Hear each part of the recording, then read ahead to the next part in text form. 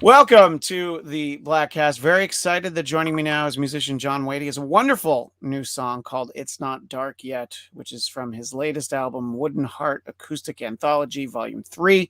John, thank you so much for taking the time to chat with me today. I really Oh, it's appreciate it. it's thank you. Thanks for having me on the show.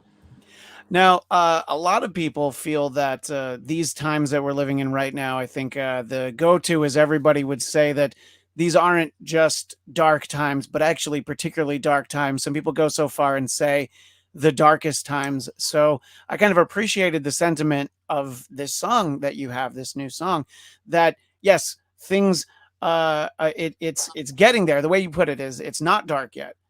Oh well, It's it's getting there, but talk a little bit about making that distinction in the song. it's a Bob Dylan song, and I Oh, think it's about time. It's like an sure. existential blues. Yeah, yeah, I think it might fit the times, but I think it's about getting older, and I think it's about time, but an experience and what you've been through in life. But it can mean a great song like that can mean a yeah, lot of different things to different people. All the best songs in the world, Missing You. yeah. It's one of the best songs in the world. I But mean, look, I think that's something you and I can both agree on. It well, is, I mean, you can't give yourself a compliment, but it's but like that's why I'm here to say that it's one of the best songs I ever. love it. Your check is in the mail. But Missing You means a lot of different things to a lot of different people, and Yeah, it rings that bell. A lot of different generations, and it just means a lot to different people because it has different meanings to different people. So, Not Dark Yet is, Bob Dylan, I think, looking towards, uh, the end of his time. I think yeah. it's a very, like I said, existential blues. Yeah, and then I think that you listen to it in 2021. If you had said, "Oh, that's a Bob Dylan song. He wrote it last week," that would be like, "Yeah, that seems about right." It definitely has a very contemporary feeling. But I think whenever you would hear it, you would feel like, "Oh, clearly it's speaking to what's going on right now." And I think sort of the open-ended interpretation of songs is obviously Yeah, very important. yeah. Earlier this year, I spoke with Don McLean, who obviously has American Pie, and he's like, Yeah. "Yeah, I don't really like to talk about what it's about because once you start to do that, it's like, oh yeah, but that's not what it's about to me as the listener." And he didn't want to get in the way of that. It's like it Well, doesn't matter what I was thinking. What does it yeah. mean to you, the listener? Well, most great songs trigger a kind of cinematic chain in Yeah, people, and they use their own experiences and they recognize the experiences through the song. So it's like I said again, um, the great songs speak to people, and they can use their own life and images from the memory to yeah. be, to wake up in the song. So that's just good songwriting. Yeah, no, exactly. And I mean, sort of looking at it at the moment, I mean, obviously, you didn't accidentally record a song like this in this time. So in terms of the literal interpretation of the lyrics, what are some things that you see that make you think, you know what, it's not maybe as dark as people would think. Oh, I, it's I think that dark. there's a lot to be. It's sure it's dark, but I think you can see it. Even during the most awful part of the pandemic, there were still things you could look at, in terms of healthcare workers and people, working together and, trying to get through things together. So, I mean, I think even in truly dark times, you can still see things that make you realize it's like, we're not there yet.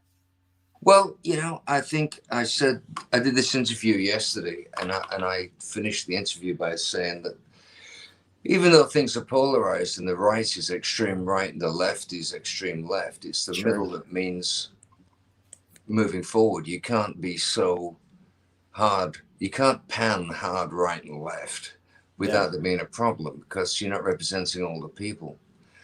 Bruce Springsteen had a really wonderful song for the Jeep commercial he did about meeting in the middle. And I think that's the way out of where we are now.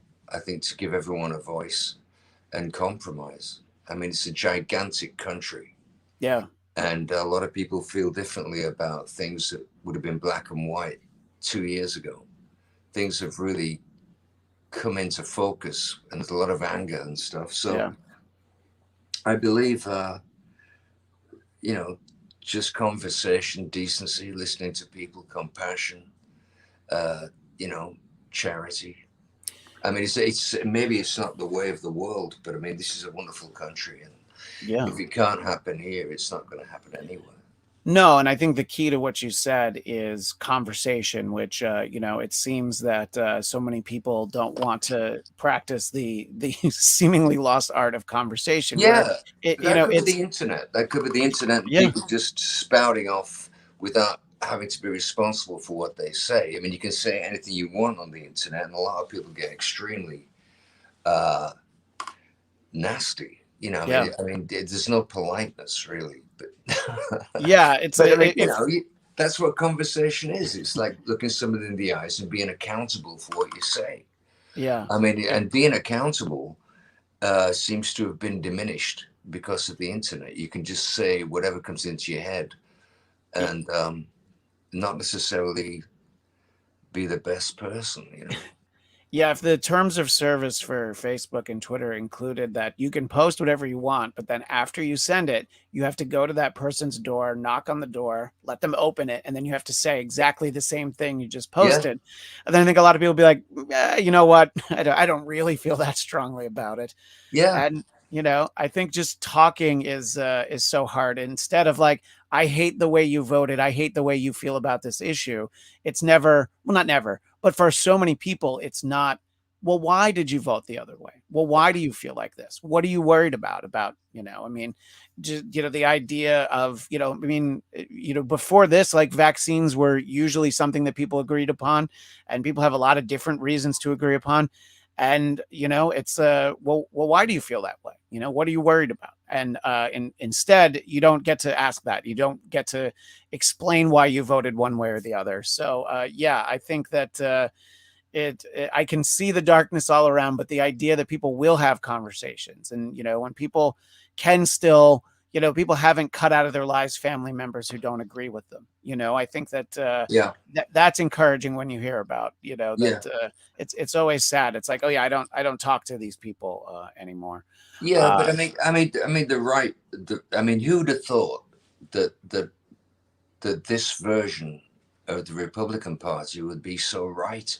I mean, right in as like hard right yeah, politics, and without taking care of the next generation with education and healthcare, what can you expect to arrive in 10 years? You have yeah, to build more schools, get healthcare for everyone. And without funding that relentlessly, there's always going to be racism. There's always going to be the projects. There's always going to be homeless people. I mean, there are no programs to get the homeless off the street, really. You know, no, here in Santa Monica, the streets are full of homeless people, and they're in a really bad way. But I mean, yeah, whether you're a Democrat or a Republican, what's going on? I mean, you cannot. I just the other day, I was having a glass of wine on the sidewalk in a cafe, and a Ferrari went by. Gunning its engine. yeah, The of young course, kid in it. Look at me, right? And as yeah, I watched it go by, my eyes hit on a homeless person, and it couldn't have been more foreign. It was like two separate worlds in the land yeah, of the free. I mean, what does that say about us? yeah, Where are we going with that? I mean, you can't have these people that they're helpless. A lot of these people, they're schizophrenic. They're off the meds. That they have nowhere to, and the shelters are dangerous. Everybody's carrying a knife. And there's people that are really out there, just cast out on the streets. So I mean, where does that begin and end? Because that should be the most American thing in the world, is to help those people.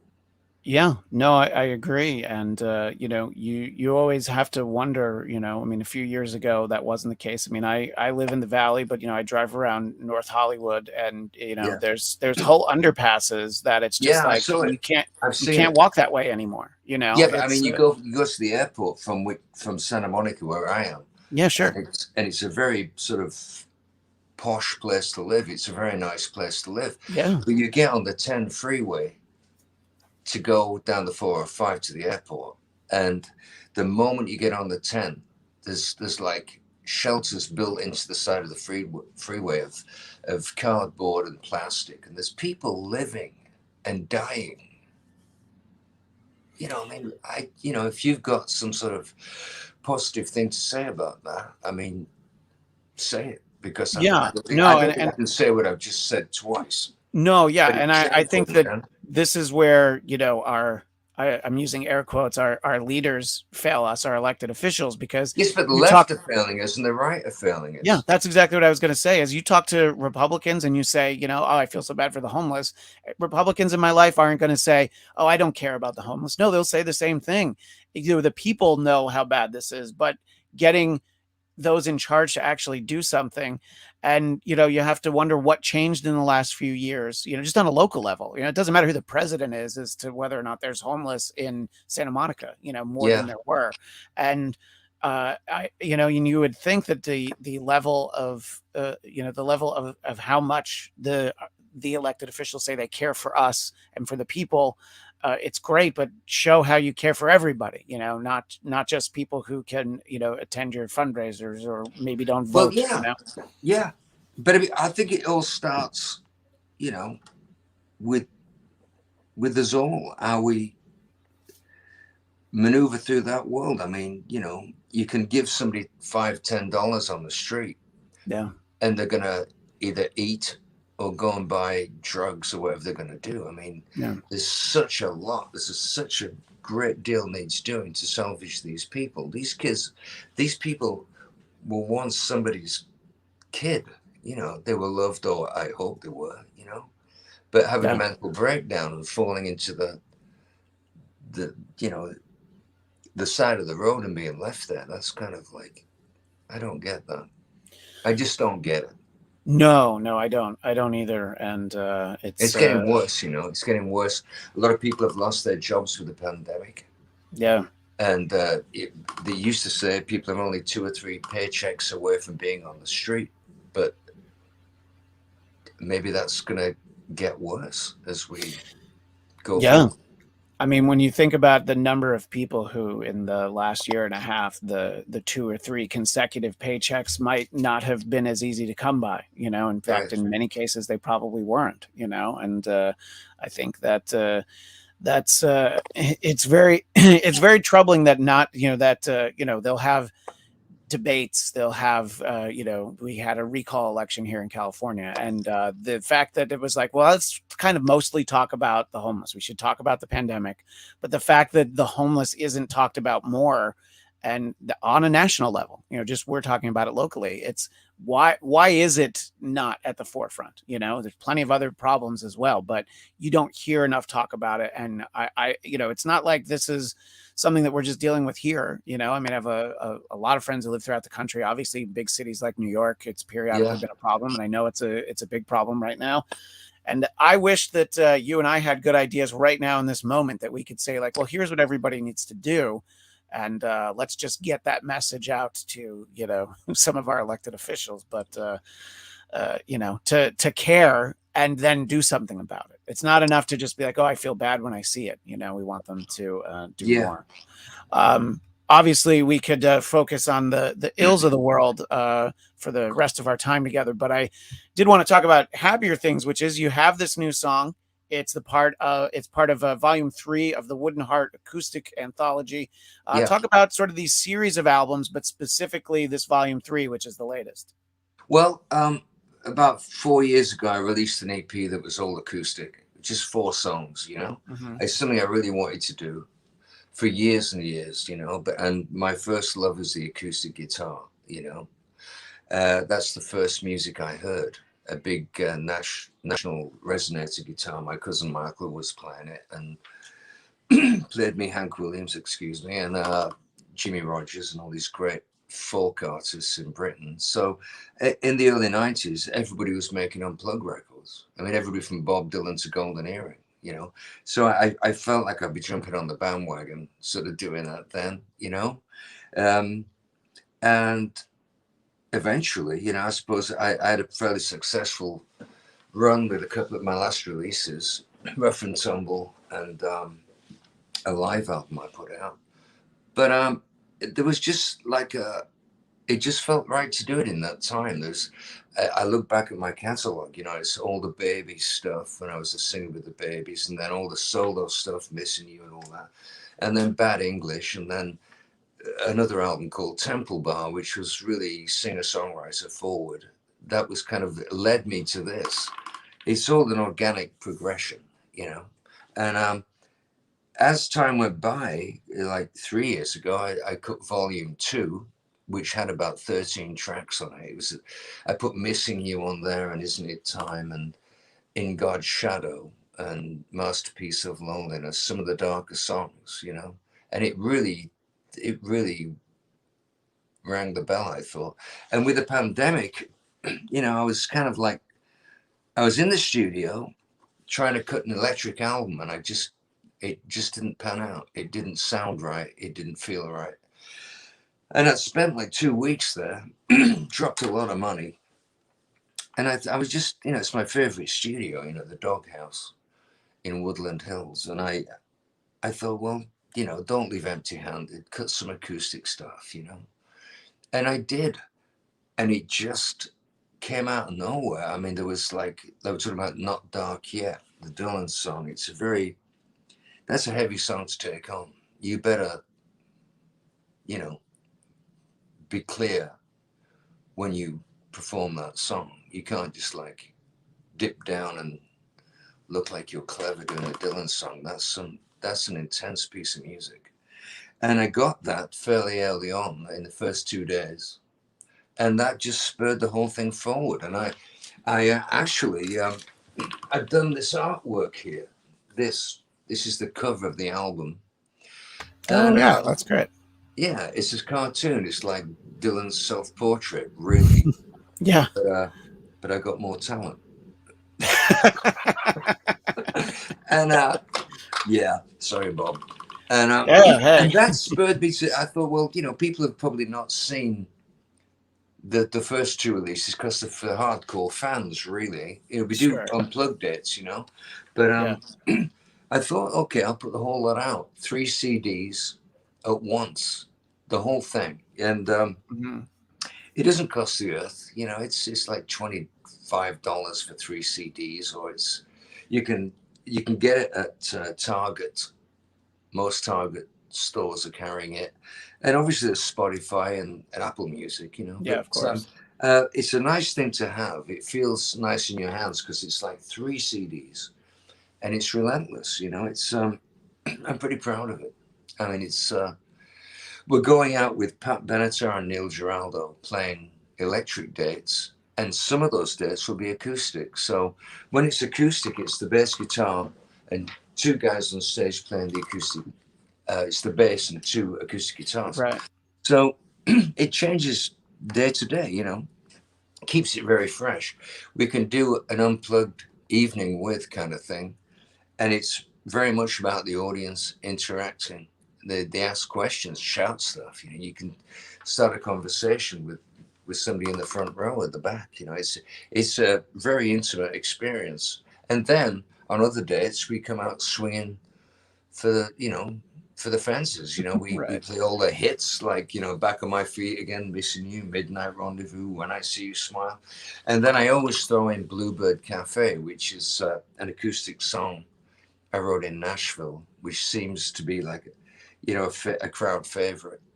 But I try to live in both worlds. As an Yeah. artist, I think doing one thing over and over and over again, I mean, I just don't get that. I like to take a left turn here and there and throw a curve at the audience.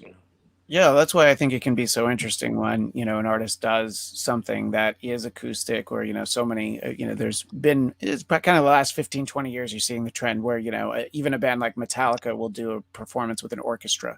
And, Yeah, and sometimes it works really well. And even when it doesn't, you're like, I like that they tried it. You know what I mean? yeah, It's, yeah. No, I it, think that's true. I mean, yeah. James Hetfield.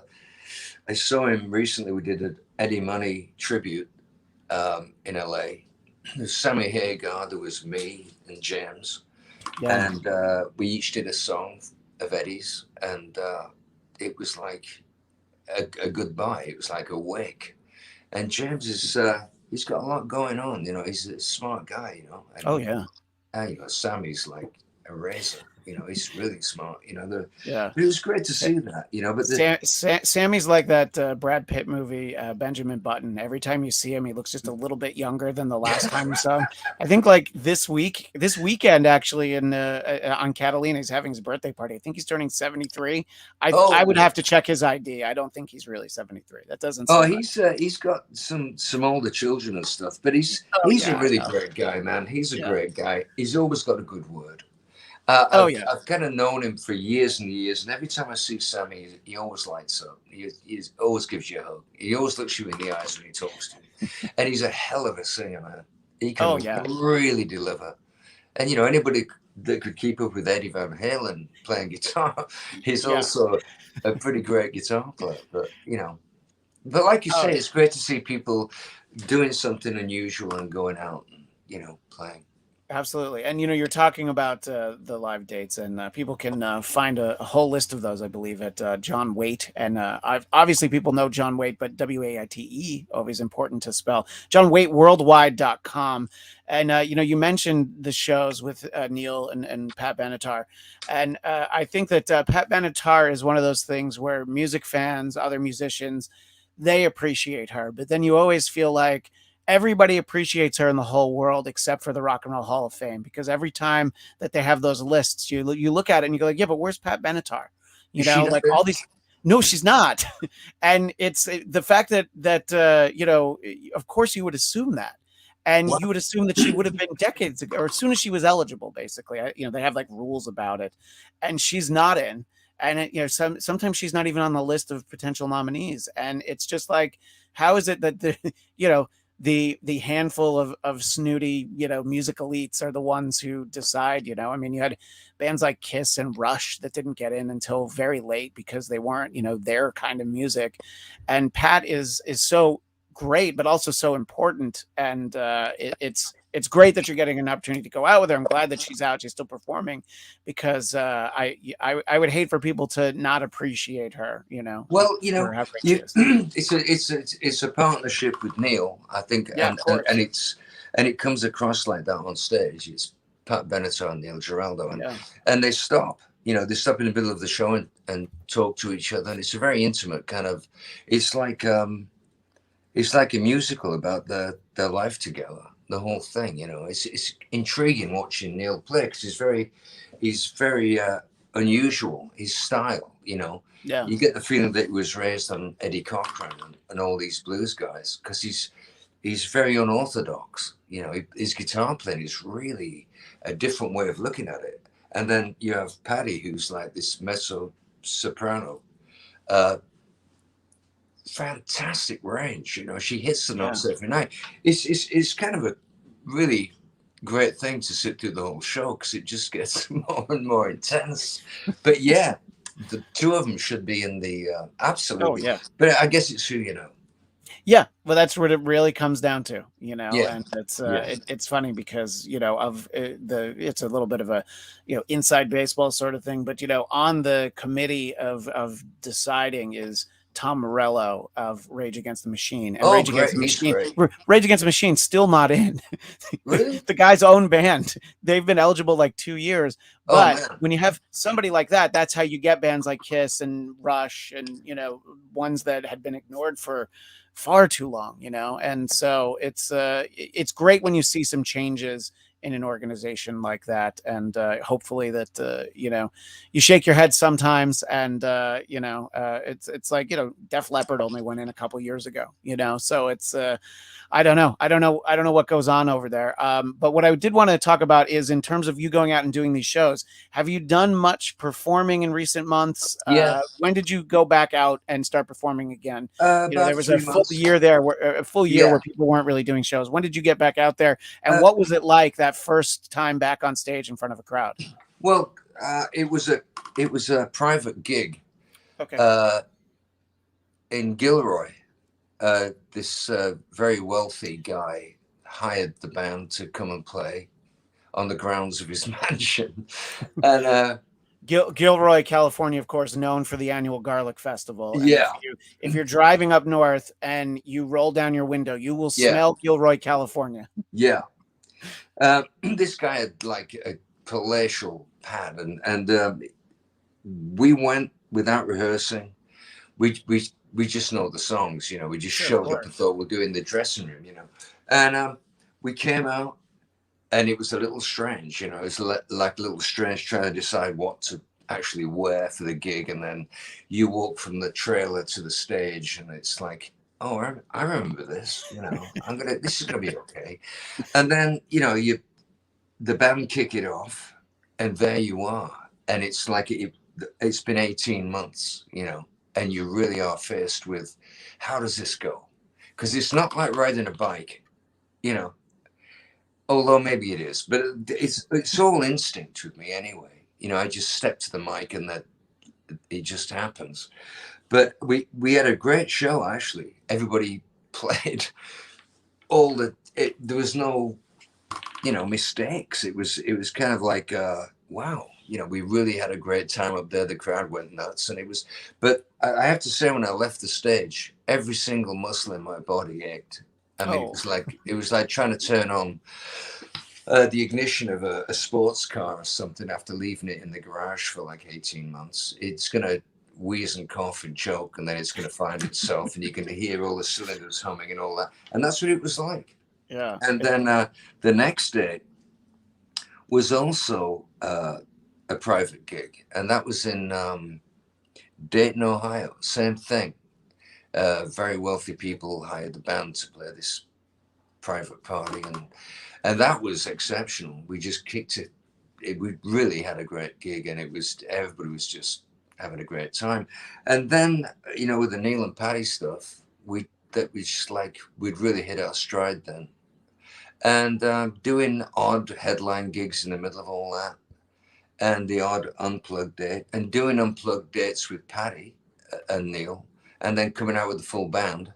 And 10 days ago, we were in Tulsa um, playing live open air. I mean, it's like headliner, and it's like we're back. I Yeah. think we're back. I mean, I'm in the studio Sunday. I've been in the studio all week. I'm making a new record as well. So I mean, as far as you can, um, it's almost normal. But at the same time, I just talked to Neil this morning, Neil Giraldo, and he had the flu like 2 weeks ago, and they had to cancel a couple of shows. Him and Paddy, Yeah.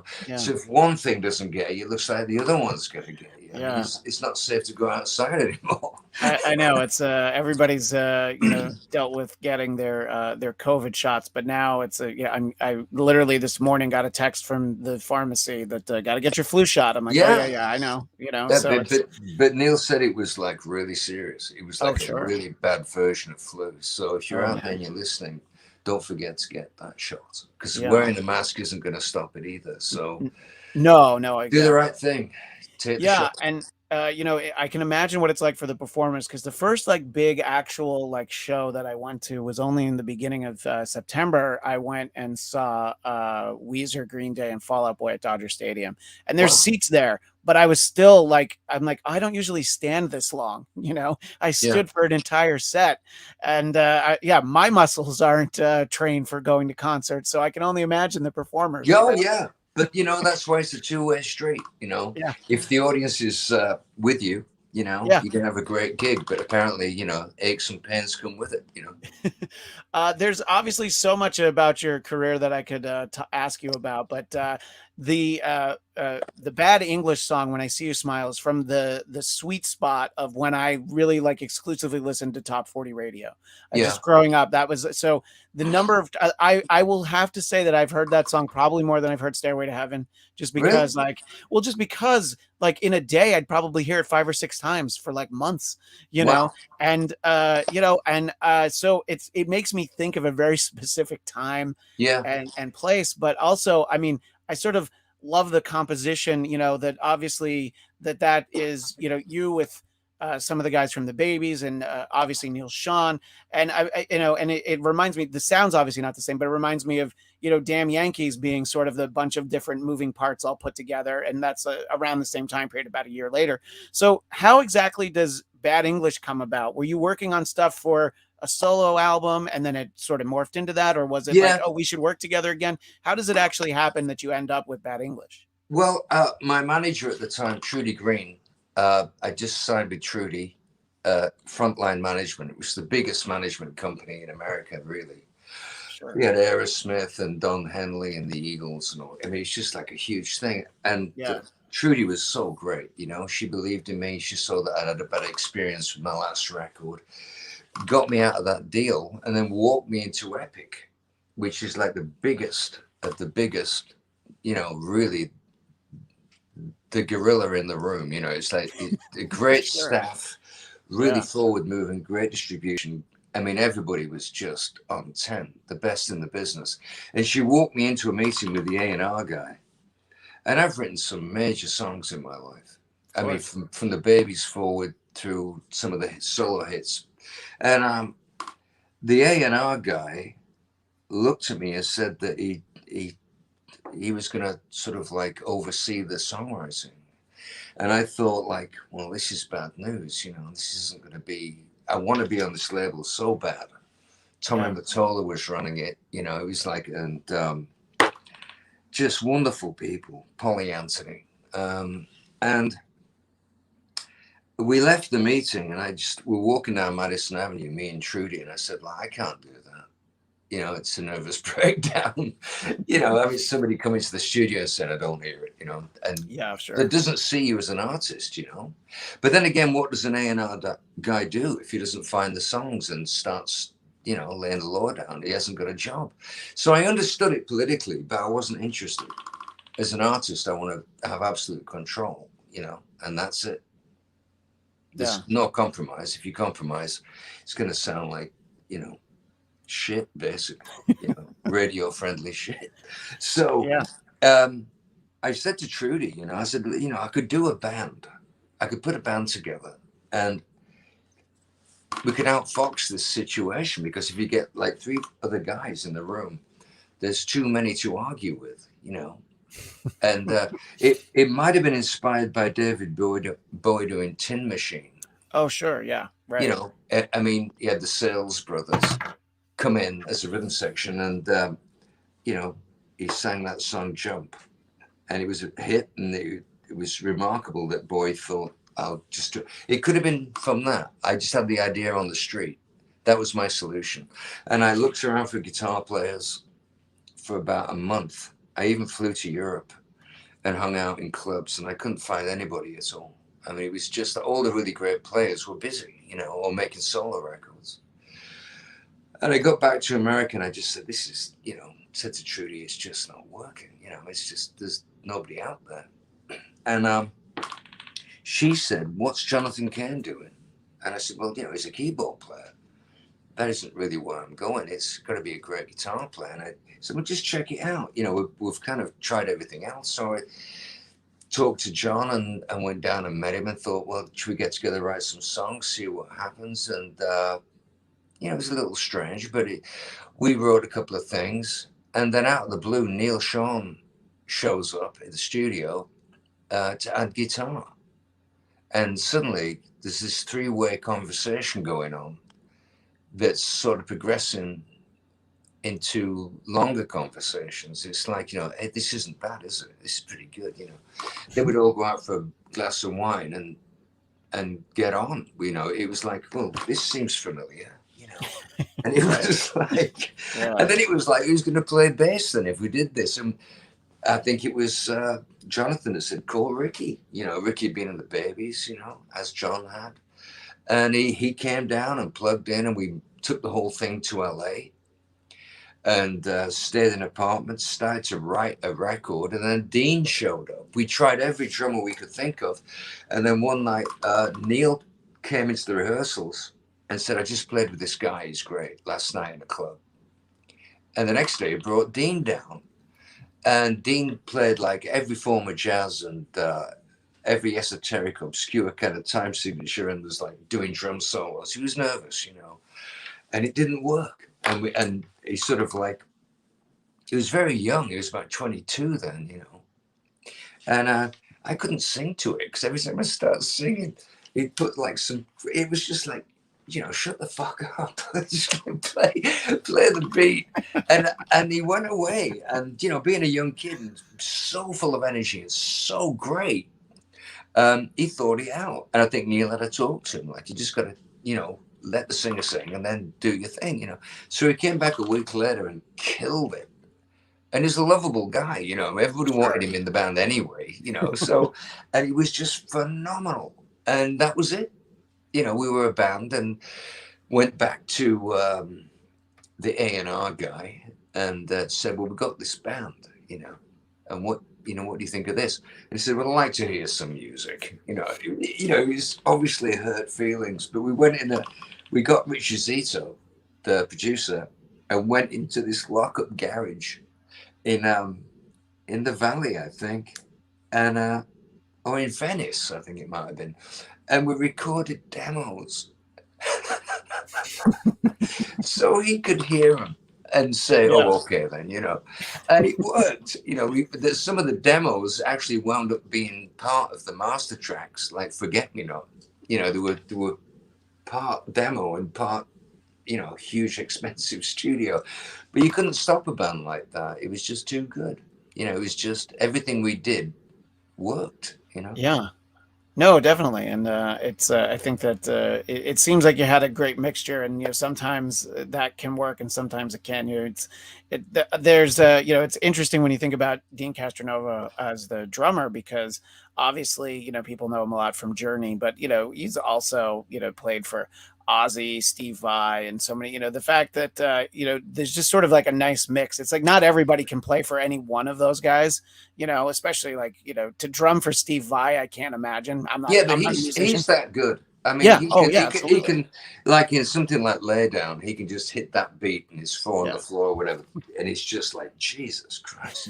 You suddenly dance on stage. You're moving Yeah. because he's got that thing. But if you said like 6/8 to 7/4, back in 4/4, spin out that into 6/8, put some 7/4 in there again, and I'll see you at the end in 4/4. He'd just go like radio and do it, you know. I mean, he was that good. He is that good. He's a phenomenally gifted timepiece with a great imagination. Yeah.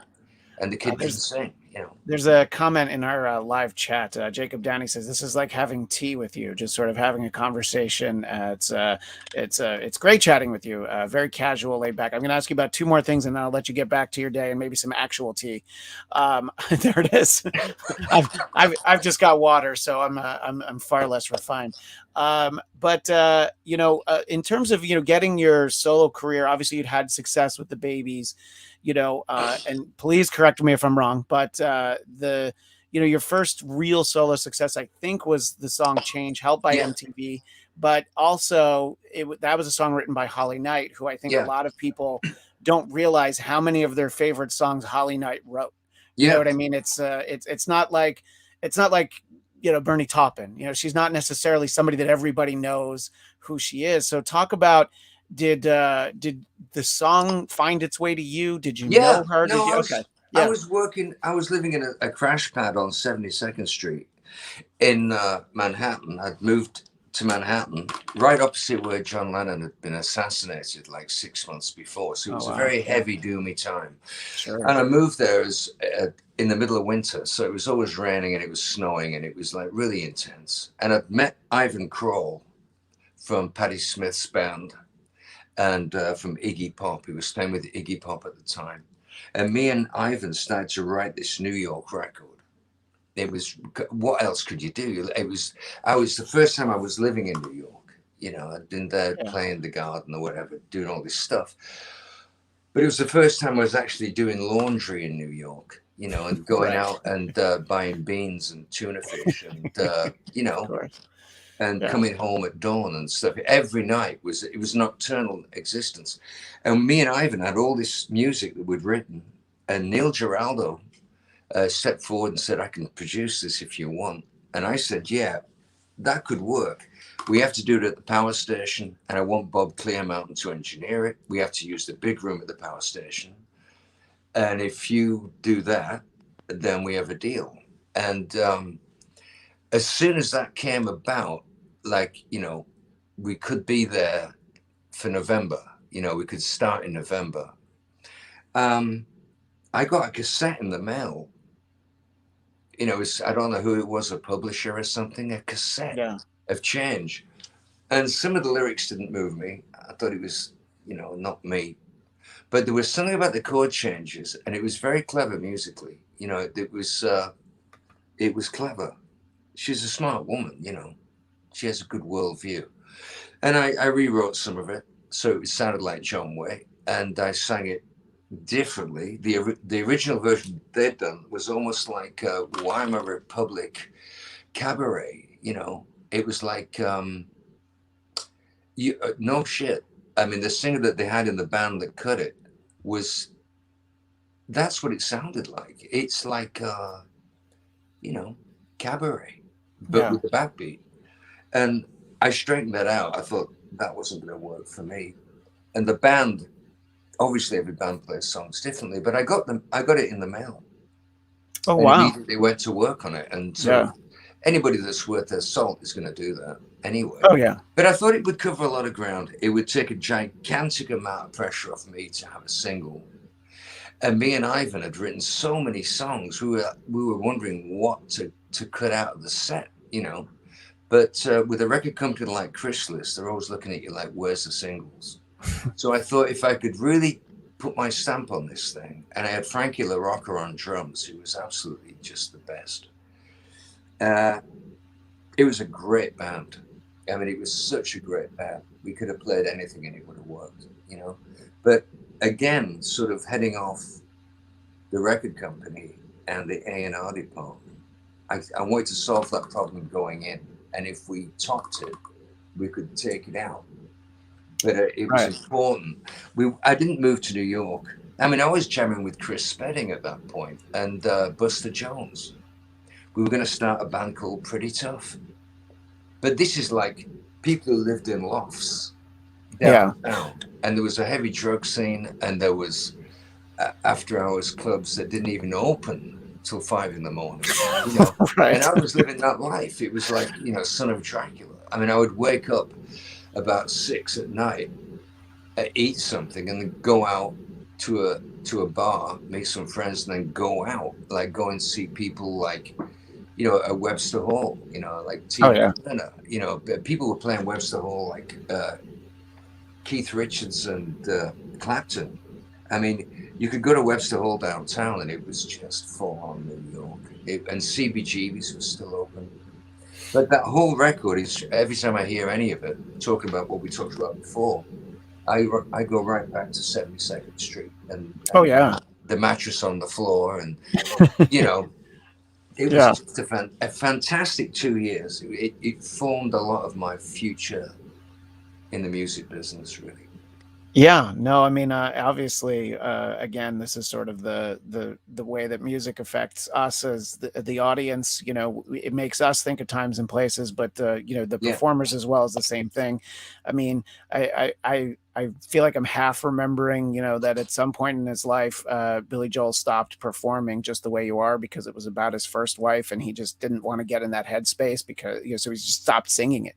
And it's like you think about that sometimes as a fan, you might be like, oh, I like that song, but then you're like, yeah, but it's going to distract him for the whole night, and he won't be Yeah. able to do No, it. you have So to be careful what you yeah, play. I mean, every yeah, time I sing Missing You, I have the same images go through my mind. I could be uh, on a stage at a festival in front of like 20,000 people, or I could be doing the unplugged thing. yeah. And it's on the record, the unplugged record. It's a nice version. But I always think of Glenn Campbell, Wichita Lineman. Oh yeah. When I went in to sing the song, I was thinking about that immediately. I was married at the time, and I hadn't been home for like 6 months. I was making this record. I'd gone over to sign the contracts in LA from England, and just hit the ground running. Found a great guitar player, great band, sent for my old bass player. we went in the studio almost immediately and started making the record. So I hadn't been home for like 6 months, you know. Wow. And that was the last song to be written. And you know, it for me it was Wichita Lineman. And there's a song by Free called Catch a Train. Catch a train to my place. Meet me when you get into town. I'm gonna meet you at the station. Oh yeah, you can tell me why you're feeling down. Paul Rogers, you know, at his absolute Oh yeah. finest. But those two songs, for some reason, one of them, to me, is a mental picture of a train coming into a station, and the other, the Glenn Campbell side of it, is looking down like a desert highway with telegraph poles. And then there was a touch of New York. I hadn't been back to New York for about 10 months and I really missed it. I Sure. suddenly remembered that it was home actually. I finally found a home and I hadn't been there. So it was kind of a conflicted song, Missing You. Yeah, well, it's interesting you brought that up because, as I said, I had two more questions. The last one was going to be about Missing You. So you're talking about how it was the last one recorded for the album. And, a lot of times it seems like it can kind of go either way. Sometimes, performers will have a massive, hit or a song that's a signature song for them. And sometimes it'll be oh, yeah, we knew when we did it. And sometimes it'll be like, oh, yeah, I didn't even want that song on the album. But did you know that like when Yeah. that came together as the last song, you're like, no, this is something really special? Yeah. Well, they were actually mixing the record. David Thorner was mixing the record. And Gary Myrick, the guitar player, was doing the odd overdub just when it sort of needed it. And I left him to it. And I was working with somebody in their home studio. And I just knew we hadn't got it, you know. The record was great, but we didn't have it. We didn't have that missing piece. No. You know? And he was looking for a song we'd been working on the previous night, and he had no code on the tape. Like 1, 2, 3, 4, 5, 6, 7, 8, 9. And so he hadn't put any code on it, numbered it. So he was running through the tape looking for our song. And he hit play to see where he was. And this 8-note feel came up like bang, gun, gun, gun, gun, gun. And I said, what's that? And he said, oh, no, it's just something. It's just, it's not working. Don't worry about it. I said, no. Give me a shot at that. Because we both knew the song we were working on the previous night really wasn't going to burn any houses down, you know. And I was always game to just jump in at anything. I'm good at that. You Yeah. play me 2 or 3 chords and I'll give you a song with a lyric and a title and a bridge and the whole thing. It's a spontaneous thing with me, is songwriting. It's like letting a dog out of a kennel. It just runs. It's a beautiful thing. But anyway, he put the tape on and I went in his spare room where he had the mic set up and he played it through once. And I sang this melody and I thought, shit, that's pretty good. And I said, what do you think of that? And he said, what? He hadn't recorded it. He was probably smoking a cigarette or something. He was like, yeah, John can just. I said, listen, man, just hit the record button for Christ's sake. There's something going on here. And he did it again. And I started off with Every Time I Think of You, because it was a baby song, right? Right. Every time I think of you, it always turns out good. And just to get me going, just to get me through the front door, I sang Every Time I Think of You. And then I followed that without a break. I always catch my breath and I'm still standing here and you're miles away and I'm wondering why you left. And there's a storm that's raging through my frozen heart tonight. I ain't missing you at all since you've been gone away. I ain't missing you. I sang that in one piece. Wow. Yeah. And I stopped. I was so overwhelmed. I choked. I tried to get into the second verse and on the demo, I've got it somewhere. You can hear me actually choke. It's like it was so emotional. And obviously I was in denial about going home. I was trying to finish the record, and I got a wife that's like, 10,000 miles away or whatever. And I had to get home somehow. But the record was very important. So we stopped. But I knew in that bedroom on Mount Olympus, it was somewhere in LA, by the freeway.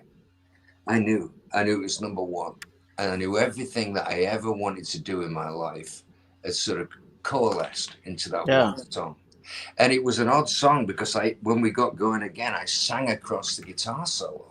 I didn't even know there was a guitar solo, so I changed the melody, and that became the bridge. And at the end, in the studio, um, when we were doing the vocal, I sang "I Can Lie to Myself." I had no intention of singing it, and so the whole thing became about denial, masculine refusal to admit that you're in trouble. So it had a feminine twist in it. It had a very vulnerable twist in it. And I Yeah. got that, I think, from the back of my mind because it was a B-side by the Small Faces. Steve Marriott, there's a song called I'm Only Dreaming. And when I was 15, I had a terrific crush on this girl and we broke up and it was like really bad. And I was 15, you know. But Oh yeah. I'm Only Dreaming. And at the end of the song, Marriott sings, I can lie to myself. And I might have got it from that. Who knows where these things come in and go out? Yeah. It's one big liquid thing. It's like a big oil painting, and you're throwing stuff on it. And it wasn't plagiarism. I wound up working with Steve a couple of years before that. You know, we jammed in a club in New York City. He was a really great guy, and I was such a huge fan. But I hope he's not with us anymore. But I hope he heard Yeah. it and went like, you know. But and that's the story you're missing. It. Well, it's a great story, and this has been nearly an hour filled with great stories. And our friend Dominicus Saxon says, "I wish I had the time to watch this live because John Waite is awesome." So you see, this is another instance where you don't have to say that you're awesome. We have other people who will say it for you. Whoa! But it's also been awesome to talk to you. Thank you. The album and the upcoming shows. I mean, there's quite a lot of shows actually coming up. So go to johnwaiteworldwide.com to find those. And the Oh yeah. song that And if you want to yeah. buy some artwork, I'm doing artwork at the moment, Oh great. Yeah, and this is the album cover. This is the yeah. album cover for Wooden Heart. But there's all sorts of things. Dig this. I mean, don't go away yet. Oh no, I'm here. This is Artaud, the French surrealist poet. This is a picture of Artaud. Oh wow. And, yeah, I mean, it isn't all sort of cartoons and stuff. Some of it's quite serious, but it's when I leave the music business again, and I wish I'd seem to do every 5 years. I mean, I went to art school for 4 years, so I've been painting more, Right. especially with the lockdown thing, Yeah. But if you want to buy some artwork, you can find it on John. That's such a terrible plug, but it's quite nice stuff. If I like to sing and he was making art, I would like to own some of it, really, if it was any good. But I think I've got something going on. But Yeah, no, it's interesting when you see, a lot of musicians have taken up art, and sometimes it's surprising. I know Steve Martin was doing art at one point. He was doing comedy band. The comedian, he was doing comedy, banjo, and art. Yeah, so he's a great banjo player. Oh yeah, I know. It's almost like comedy got in the way of his banjo playing. Well, you should read his autobiography. Oh, I did. Born Standing Up. Standing Up. Yeah, just about just like starting and working in the magic shop at Disneyland and performing in Knott's Berry Farm, and just the idea that probably thousands and thousands of people bought magic tricks from Steve Martin. It's funny to think about, but yeah. So, but for people who want to hear "It's Not Dark Yet" and the entire collection, the Wooden Heart acoustic anthology, all of that and all the upcoming shows, just go to John Waite Worldwide. John, I really appreciate you being so generous with your time, and it was just wonderful to get a chance to talk to you. I really appreciate it. I really appreciate that, and thanks for the time. And anybody out there that's watching, that's come to the shows, come and say hello. We're on Facebook. Just say hello. Yeah. And the shows are all over. It's you've got some shows out this way in Southern California, a couple of Canyon clubs. So it's good to know. We're off to Florida next week. Yeah, that's great. The gigs with Neil and Patty. So and then we're going to Texas. We're going from Florida to Texas, and before Christmas, I think we got like 23 gigs or something. Wow. Yeah. Yeah, no, it's we're back with a vengeance. You know, It's great. I mean, as somebody who likes going to see live music, it's very encouraging that so many bands are out there, and you understand the performers that want to wait till next year or a little bit longer. But for everybody who is out there and doing well, I mean, Guns N' Roses just finished a huge stadium and arena tour, and they didn't cancel any dates, so they showed that it can be done.